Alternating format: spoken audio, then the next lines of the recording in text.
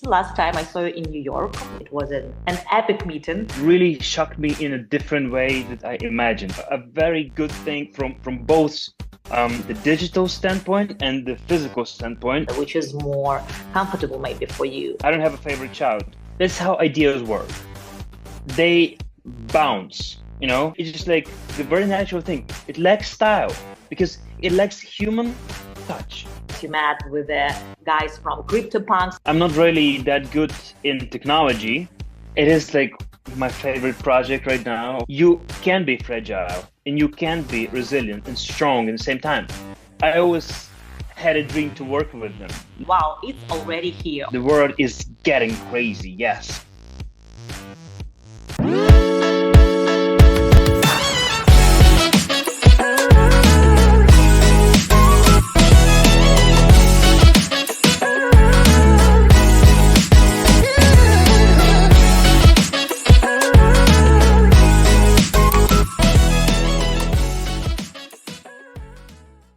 Oles, hello. I'm happy to hear and to see you in our, let's say, metaverse dimension in this outer space. Last time I saw you in New York, and I'm happy that we met in person in a Big Apple. It was an epic meeting, I would say. Maybe let's start from this New York topic because it's still pretty fresh. Just 2 months ago, we all met in this mecca of art and energy and real American life, let's say. What is your feelings about New York and about event? I would be happy to know more. Tell me. Yeah, thank you. I'm very happy to be here and very happy to be featured on a platform and to be your guest. Yeah, New York absolutely blew my mind in every way. I mean, it is the capital of the world, and it really shocked me in a different way that I imagined, because I imagined that I'll be overwhelmed by the buildings and architecture, but I was just surprised by people, by how they are very open. They're very open to talk. They're very open to collaborate, and especially on the event in the CityX presentation and in the Soho district. It felt like it was just soaked with art and with culture and with bright people. And yeah, I was really excited about that. Oles, tell me more. First of all, thank you so much to be engaged, not only as a beautiful and wonderful part of our new ULIVE collection in CityX. It was amazing to have you on board, but also for helping and for supporting art. And I remember this beautiful day, you remember before the opening when the earthquake started in New York, that they actually never had this experience before. And I remember how we were constructing our exhibition. And the earth shaked. It was fun. How did you feel about this compilation of physical art? And we had lots of paintings from both our collections. First one from Kharkiv and new works from Kiev, and all our digital interpretations. How was it for you?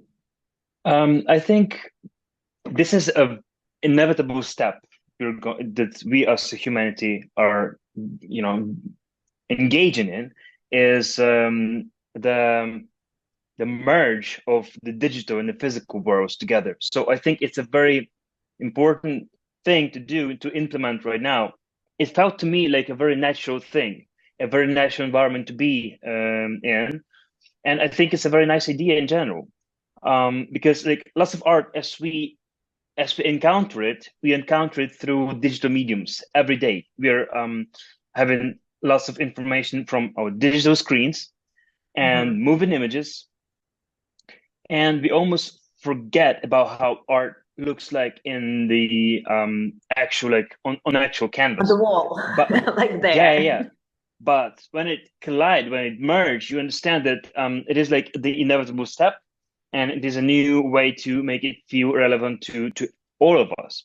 The digital standpoint and the physical standpoint, and it's just a very natural next step, I think. And I know that you actually work in those dimensions, right? So you make illustrations, you make like real things with paper and materials, and you know how to work with that. But at the same time, you are a digital artist as well. And the work that we have in our ULIVE Collection is actually digital. Am I right? Yeah. So how was this experience in putting your skills from one dimension to another, which is more comfortable maybe for you, or the mix of these two dimensions? Tell me. I'm always about the mix. I'm always about the mix of digital, physical, and also different mediums and different just like things that I work that I'm involved into. And I don't know how to operate in any other way.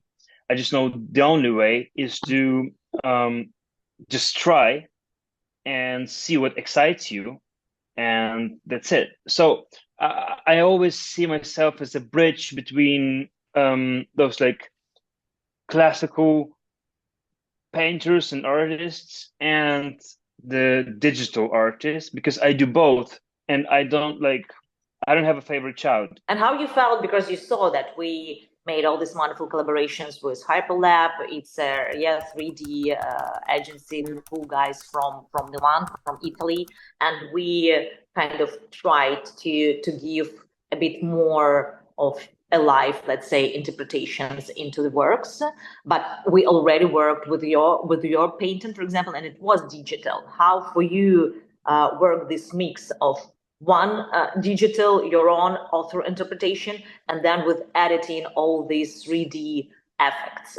What feelings you had while you're watching that in computer, and of course inside the presentation? Yeah, I just think that's how ideas work.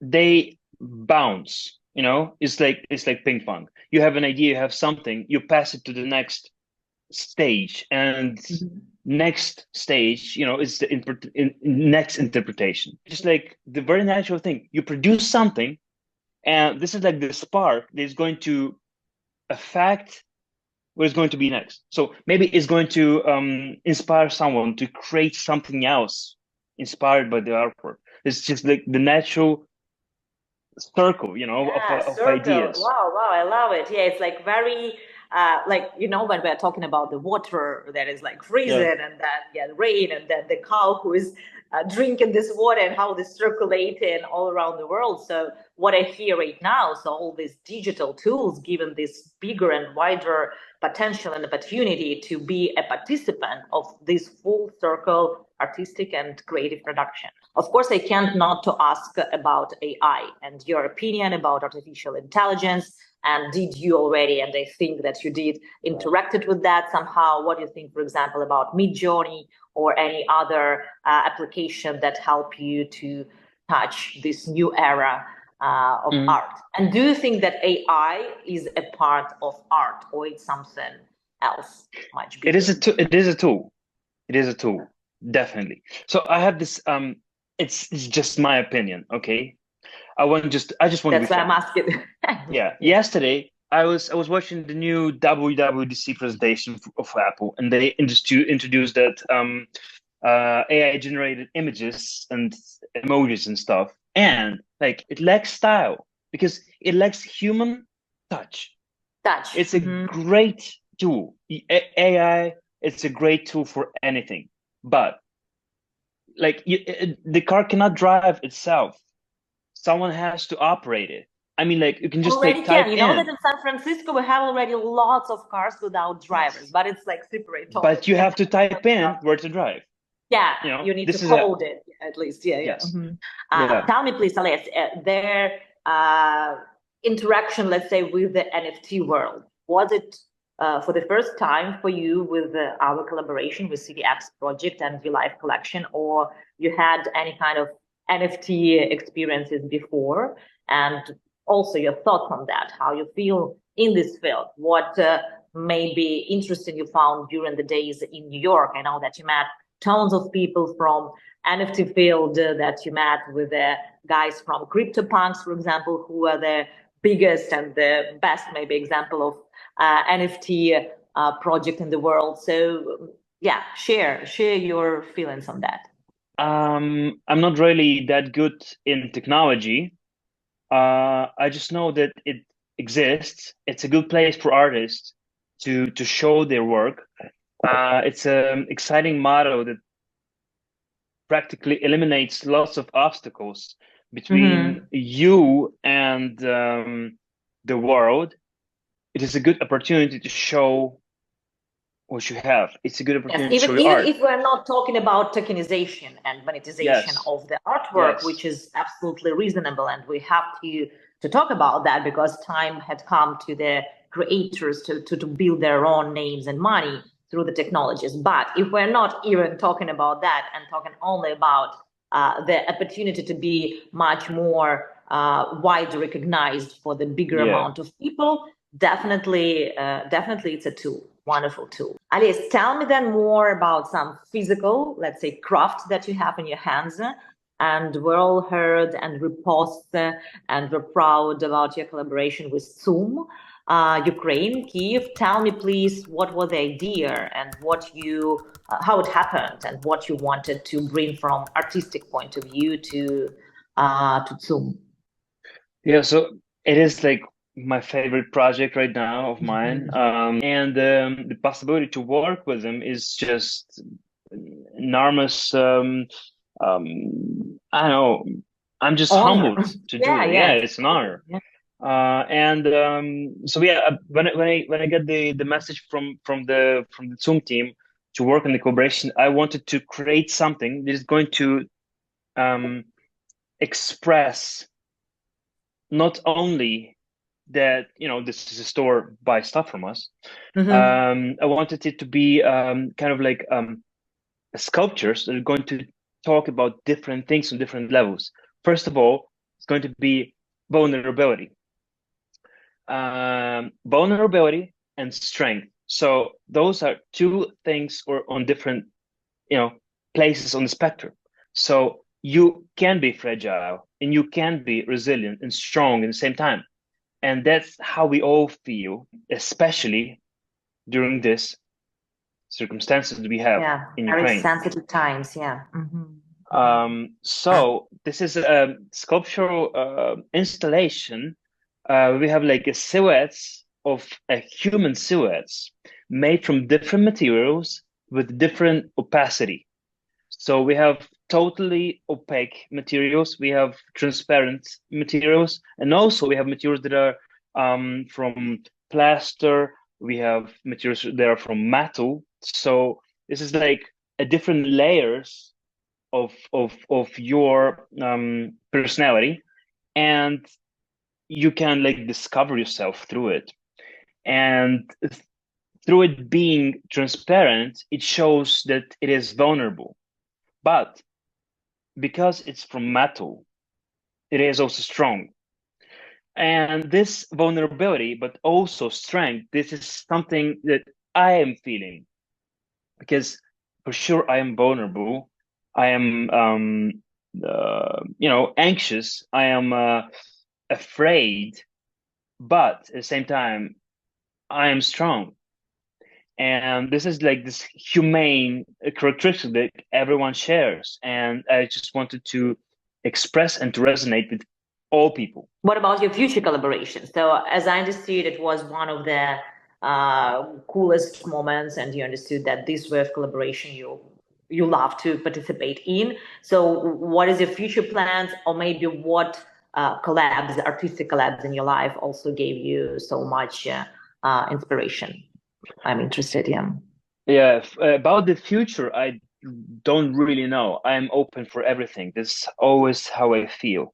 Right now, I just finished the book I was working on with the so it's illustrations. Yeah, illustrations for a book, Ukrainian agency called Angry Agency, and the Kite brand makes backpacks for kids, for children. Cool! Yeah. Yeah, so we made this book about mental health for kids. It's a very important topic right now, and like always, but right now especially. And I'm really proud to have taken part in it. It's an amazing thing about the book. I'm personally impressed. And please let us know the name of the book and when and where it will be possible to find it.